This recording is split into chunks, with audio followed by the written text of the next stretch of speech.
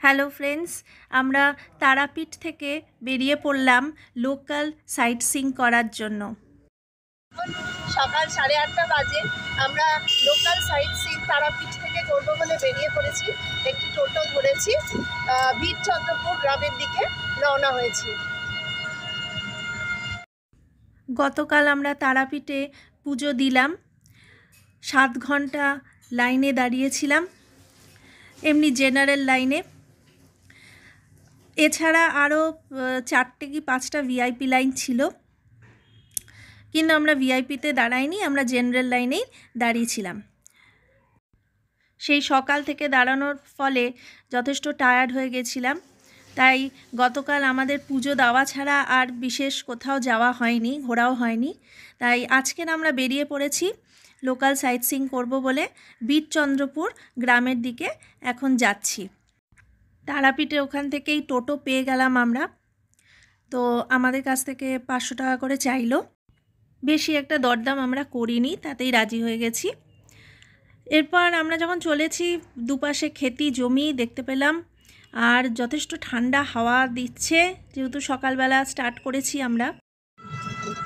এখানে ঠান্ডা বেশ ভালোই আছে দেখছি। আমরা কান ঢেকে নিয়েছি, মাথা চাদরে মুড়ি দিয়ে নিয়েছি। খুব জোরে হাওয়া চলছে, তোমরা দেখতেই পাচ্ছ কুয়াশার চাদরে মোড়া আছে, কোথাও কোনো রোদ্দুর ওঠেনি। শীতের সকাল, ঠান্ডা হাওয়া দিচ্ছে, যদিও বেশ উপভোগ করছি আমরা, কারণ সচরাচর এরকম দৃশ্য তো আমরা শহরে দেখতে পাই না এবং উপভোগও করতে পারি না। রাস্তাতেও সেরকম কোনো লোকজন নেই, দেখলাম 2-1জন সাইকেল করে যাচ্ছে, এছাড়া তেমন কোনো জনমানব দেখতে পাচ্ছি না। 8:30টায় আমরা রওনা দিয়েছিলাম, 9টা বাজতে 5 আমরা বীরচন্দ্রপুর গ্রামে ঢুকে পড়েছি।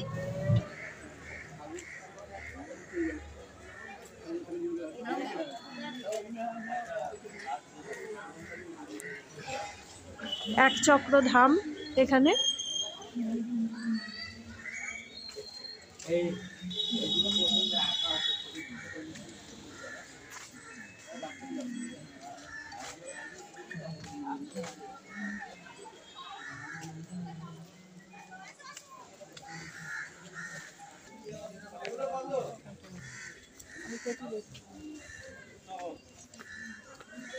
এই হলো মন্দির।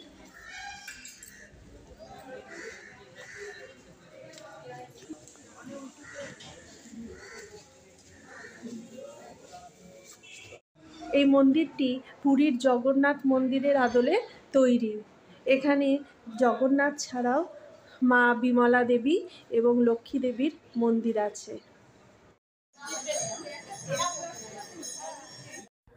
প্রথম মন্দিরটি ঘুরে আমরা বেরিয়ে আসলাম, তারপরে ওখান থেকেই সোজা সামনের দিকে হেঁটে ডান দিকে ঢুকলাম।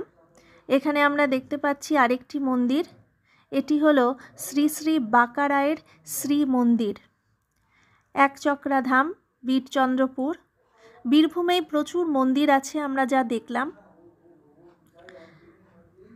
এখানে লেখাই আছে সামনে যে জুতো খুলে মন্দিরে প্রবেশ করতে হবে।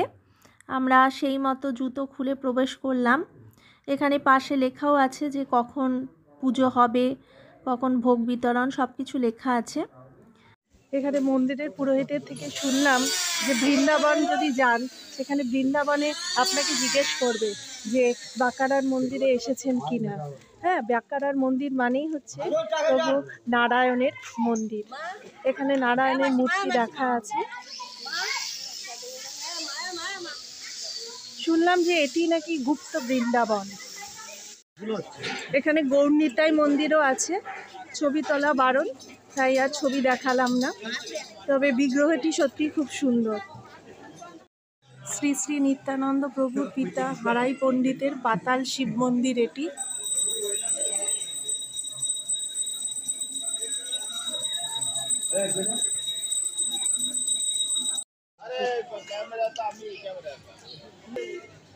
আমরা এখন এসছি ইস্কন মন্দিরে, বীরচন্দ্রপুরেই। এখানে জুতো খোলার জায়গা আছে, লেখাই আছে কিপ ইওর শুজ হিয়ার।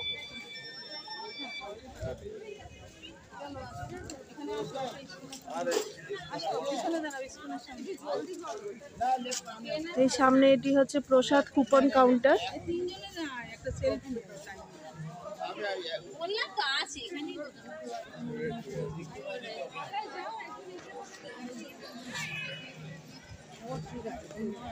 এটি হচ্ছে মন্দির, মন্দিরের ধ্বজা উঠছে।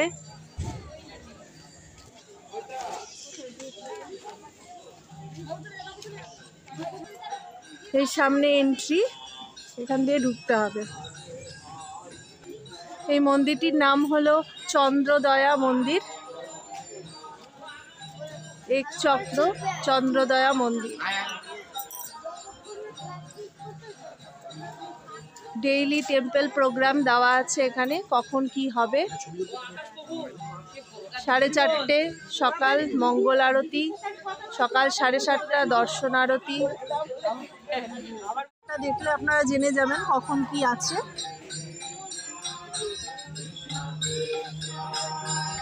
এখানে বই কিনতে পারেন।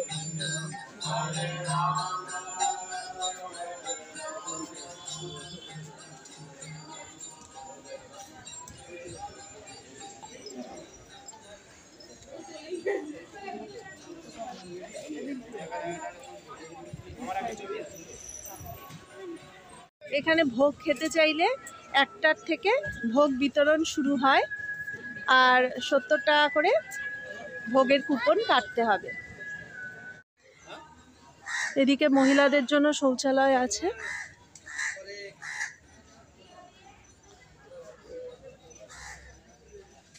বাইরে থেকে দেখাচ্ছি, সাইড থেকে মন্দিরটি।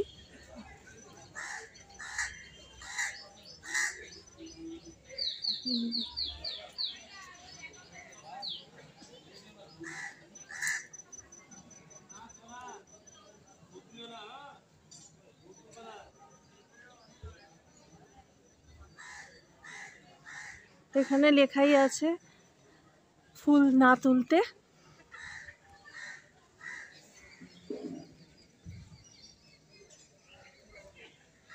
এদিকটা অবশ্য নো এন্ট্রি আছে।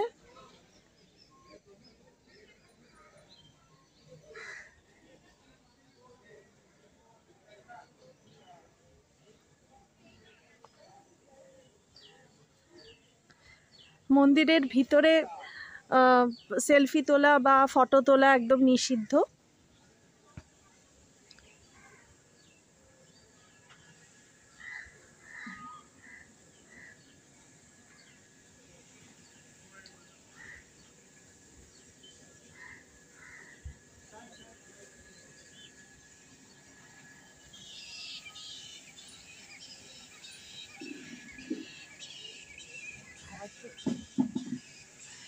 এদিকে গরু আছে।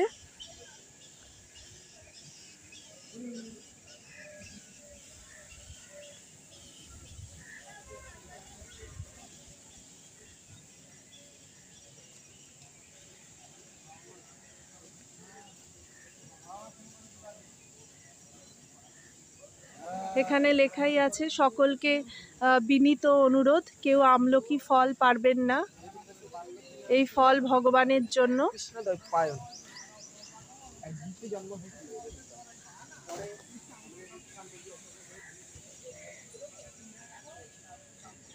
এখানে আসলে এটুকু বলতে পারি যে সত্যি আপনারা শান্তি পাবেন।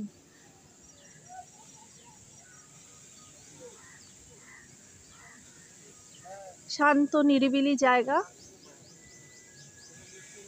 এটি ব্রহ্মচারীদের জন্য আশ্রম করা আছে। এখন আমরা চলেছি শ্রী শ্রী নিত্যানন্দ প্রভুর জন্মস্থানে। লেখাই আছে নিতাই বাড়ি, শ্রী শ্রী নিত্যানন্দ প্রভুর জন্মস্থান।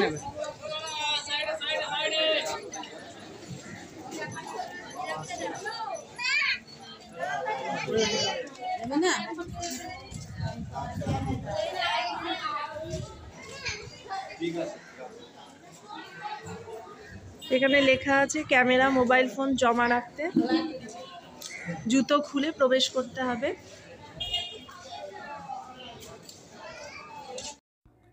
পেছন দিকে দেখতেই পাচ্ছ সর্ষে ফুল ফুটে আছে, পিছন দিকটা পুরো সর্ষে ক্ষেত। এরপর আমরা আবার টোটোয় চেপে বসলাম। এরপর যাব বাঁকা রায়ের অন্তর্ধান স্থল জানুকুণ্ড আশ্রমের দিকে। কাছাকাছি এসে পড়েছি। সবকটা মন্দির বা এই আশ্রমগুলো কাছে কাছেই। আমরা পৌঁছে গেছি বাঁকা রায়ের অন্তর্ধান স্থল জানুকুণ্ড হাটুগাড়া আশ্রমে। এখানে দেখতেই পাচ্ছি একটা জলাশয় আছে, তবে এই জলে কিন্তু সাবান, তেল, শ্যাম্পু এইসব একদম ব্যবহার করা যাবে না। নিত্যানন্দ প্রভু তার মাকে স্নান করানোর জন্য সর্বতীর্থকে আহ্বান জানায় এই কুণ্ডে আসার জন্য, এবং বলা হয়ে থাকে যে এই কুণ্ডে 7 সাগর আর 7 নদীর জল এসে মিলিত হয়েছে, তাই এটি খুবই পবিত্র একটি কুণ্ড। এটি বাঁকা রায়ের অন্তর্ধান স্থলও। এখানে এই জলের উপর একটি চূড়া দেখা যাচ্ছে, এটি হলো তারই মন্দিরের চূড়া, এবং মন্দিরটি জলের তলায় চলে গেছে। দ্বারকা নদীতে যখন বান আসে তখন এই মন্দির ডুবে যায়, জলের তলায় চলে যায়। এখন আমরা চলেছি পঞ্চপাণ্ডবতলা। গ্রাম্য পরিবেশ, দুদিকেই ক্ষেতি জমি, মাঝখান দিয়ে মেঠো পথ চলে যাচ্ছে। সামনে শুনলাম একটি স্কুল হচ্ছে। এটি হলো নিধুবন বৈষ্ণব পীঠ। এখানে লেখাই আছে 100 গঙ্গা স্নানের যে ফল হয়, এই স্থানে আসলে সেই পূর্ণ ফল লাভ করা যায়। এটি হলো মহাভারত বর্ণিত একচক্রানগর। এখানে মদ্যপান করে আসলে জরিমানা আছে 5000 টাকা,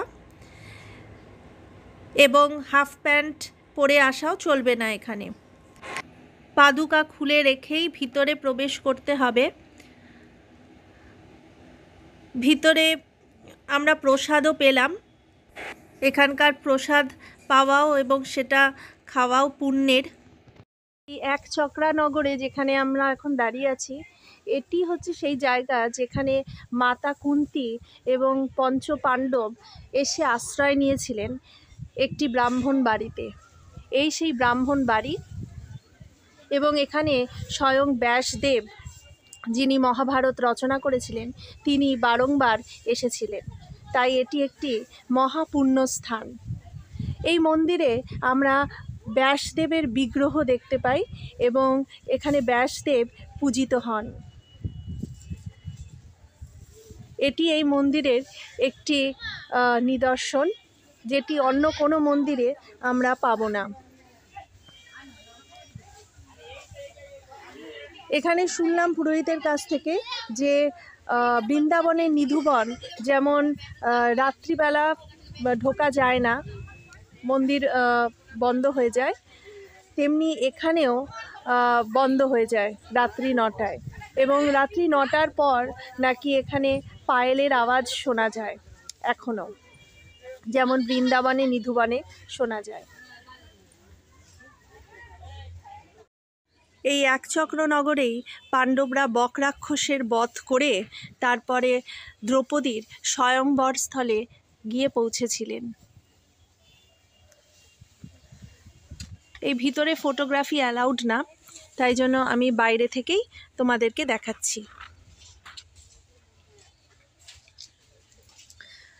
এখানে একটি স্কুলও তৈরি করা হচ্ছে, এবং সেই স্কুলটি তৈরি করার জন্য যদি তোমরা চাও কিছু ডোনেট করে দিয়ে যেতে পারো।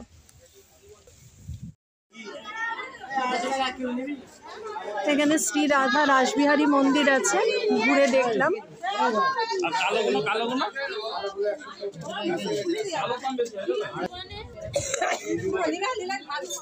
ভিতরে ফটোগ্রাফি অ্যালাউড না বলে আর করিনি। এখন যাচ্ছি পাশেই গৌড়ীয় মঠ, সেখানে। শ্রী চৈতন্য সারস্বত কৃষ্ণানুশীলন সংঘ, এটি হচ্ছে গৌড়ীয় মঠ। আমরা ভিতরে প্রবেশ করলাম। এই দরজা ধরে। সামনে অনেকটা ফাঁকা জায়গা। সামনে দেখলাম লেখা আছে পাদুকা খুলে রাখার জন্য। অবশ্যই মন্দিরে প্রবেশ করতে গেলে পাদুকা খুলেই ঢুকতে হবে। ভিতরে একটি বড় হল ঘর মতো আছে এবং সেখানেই বিগ্রহ রাখা আছে। এখানে আমাদেরকে ফটোগ্রাফি বা ভিডিওগ্রাফি করা অ্যালাউ করেছিল, তাই পারমিশন পাওয়াতে আমিও একটু ভিডিও করে নিলাম। এখানে শ্রী গৌর এবং শ্রী নিত্যানন্দের বিগ্রহ করা আছে। এটি হলো সেই ভিতরটা, প্রার্থনা ঘর বা সভাঘর, অনেকটা জায়গা আছে। আজকের মতো আমাদের ঘোরা শেষ। আমরা আবার টোটোয় চেপে বসলাম। এখানে সামনেই দেখলাম প্রচুর গরুর পাল। এখানে প্রচুর মানুষ গরু পালে, তাই রাস্তাঘাটে গরু বাছুর দেখা যেতেই পারে। একটি অন্যরকম অভিজ্ঞতা, গ্রামীণ অভিজ্ঞতা। আমার ভিডিওটি ভাল লাগলে একটি লাইক ও সাবস্ক্রাইব করে